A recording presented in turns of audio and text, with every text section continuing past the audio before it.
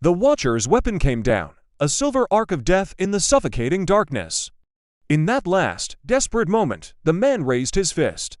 Not to fight back, not to land a final blow, but to open his hand. There, nestled in his palm, was the seed. It gleamed in the dim light, a tiny thing, yet it radiated a warmth that felt ancient, as if it held the memory of sunlight itself. For a single, stretched-out heartbeat, everything just stopped. Even the relentless Watchers faltered, their metallic masks flickering, as if the sight of this tiny seed pierced right through their cold circuitry. The leader's blade missed its mark, striking stone instead and shattering in a blinding burst of sparks. The man whispered, his voice a raw breath, half to himself, half to the silent, watching city above, "This is not mine alone. It belongs to all of you." And then, with a final surge of strength, he flung the seed into the air.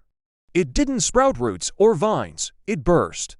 It burst into pure, brilliant light. The cavern, once a tomb of steel and shadow, was suddenly awash with visions. Fields of golden wheat swaying under endless blue skies. Rivers carving paths through ancient, towering forests. Children, their faces bright with joy, laughing as they played in the dirt. Fireflies, like scattered stars, dancing in the twilight. It was the world before, the memory of what had been lost. The root keepers, the city's grim gardeners of despair, fell to their knees, their faces streaked with tears they didn't know they could still cry. Even the Watchers froze, their weapons trembling in their hands. For the first time in an age, they remembered. But just as quickly as it came, the vision shattered. The seed was gone. Its light lingered only as an after-image, an echo burned into the minds of those who had witnessed it. The man stood breathing hard, his body aching, completely uncertain whether he had just saved them or doomed them all.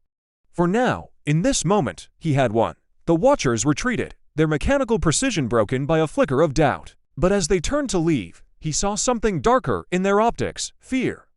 And fear, he knew all too well, would return, and it would return with sharper teeth. As a heavy silence fell once more upon the cavern, the city's central machine whispered, its voice a low, metallic hum. "You have planted the seed, not in earth, but in minds. Now the city itself will decide if it grows, or if it burns." The man closed his eyes, his entire body trembling between a wave of impossible hope and a crushing dread. He had given them memory, but memory is a dangerous thing. It can build new worlds, or it can burn old ones to the ground. And so his path forward remained both perfectly clear and completely clouded. The seed's choice was no longer his to make. It belonged to the city. What do you think happens next?